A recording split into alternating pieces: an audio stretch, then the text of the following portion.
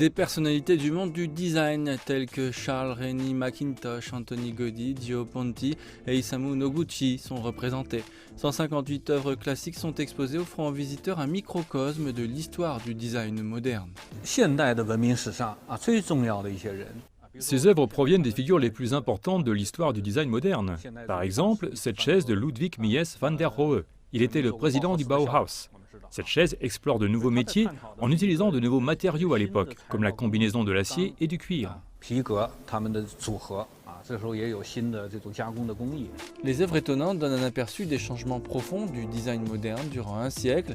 Stylistique, Art Nouveau, Futurisme, Bauhaus, Constructivisme, Memphis ne sont que quelques-unes des écoles de cette période.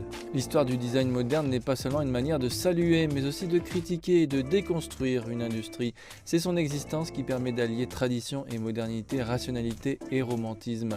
Le modernisme dans l'art et le design est un vaste mouvement qui s'est répandu dans le monde entier et cette exposition est une collection de preuves physiques de cela.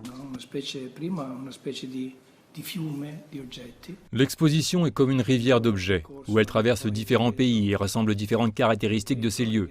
C'est aussi comme une palette de couleurs, où chaque couleur et chaque élément peut être une inspiration pour l'avenir. Design Utopia est co-organisé par le musée d'art de l'université de Tsinghua et le musée Italiani. Il a fallu plus de 3 ans depuis le stade de la planification pour présenter cette exposition au public de Beijing. Elle se déroule jusqu'au 25 août.